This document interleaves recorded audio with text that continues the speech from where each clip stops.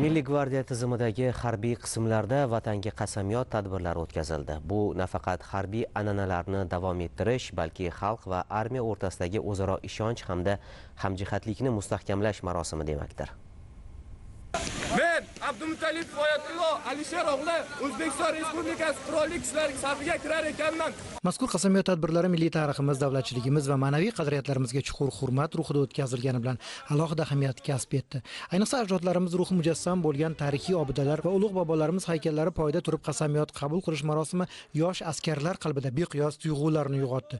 Go'yoki ular ana shu ulug' ajdodlarimiz vatan ozodligi va ravnaqi yo'lida jon fido qilgan buyuk zotlar oldida turib, ularga munosib avlod bo'lishga, xuddi ular kabi yurtga sadoqat bilan xizmat qilishga va'da bergandek bo'lishdi. Bu esa yosh harbiy xizmatchilarning o'zini xalqimiz tarixi, uning shonli o'tmishi va porloq kelajagi bilan chambarchas bog'liq ekanini yanada teran anglashlariga xizmat qildi. Shu orqali ularda vatan himoyasi yo'lida fidoyilik, burchga sadoqat, vijdonan xizmat qilish va har qanday sinovlarga tayyor turish kabi muhim fazilatlar mustahkamlanmoqda. Marosimda Milliy gvardiya qo'mondonligi mas'ul rahbarlari, vazirlik va idoralar vakillari, keng jamoatchilik hamda ota-onalar ishtirok etib, ushbu unutilmas onlarga guvoh bo'lishdi. El yurtimning yuksak ishonchini oqlashga tantanali ravishda qasamyod qilaman. Qasamyod qilaman. Qasamyod qilaman. Qasamyod qilaman. Mana bugun vatanga qasamyodini qabul qildi. Bizlar juda hayajondamiz. Juda xursandman. O'g'lim shunaqa joylarga kelib, xizmat qilib, yurtimizga, O'zbekistonimizga ravnaq qo'shilib, xudo xolasa mard yigit bo'lib, yuzlarimizni yorug' qilib kelishiga nasib.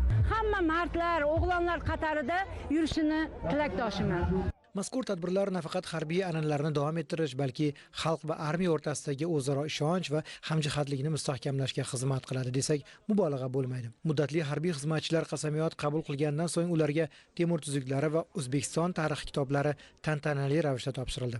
O'zbekiston Respublikasiga sadoqat bilan xizmat qilaman. Men bugun akamning qasamyotiga keldim. Birinchi marta akamni harbiy kiyimda ko'rdim. Akam juda ham chiroyli bo'lib ketibdi. Bu yerda harbiy opalarimni ko'rdim. Ularga havas qildim. Men ham kelajakda opalarimga o'xshab harbiy bo'laman.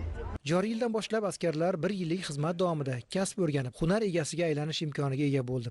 Shuningdek, ular harbiy xizmatni o'tab yurgan holda oliy ta'lim muassasasi talabasi bo'lishi, kitobxonlik va boshqa tanlovlarda ishtirok etib, munosib rag'bat olishi mumkin. Marosim davomida yosh harbiy xizmatchilar ofitser va serjantlardan olgan 1 oylik jismoniy va jangovar tayyorgarliklari asosida ko'rgazmali chiqishlar namoyish qilishdi. Siz axborot dasturi bilan tanishdingiz. O'zbekiston 24 telekanalidan uzoqlashmang. E'tiboringiz uchun rahmat.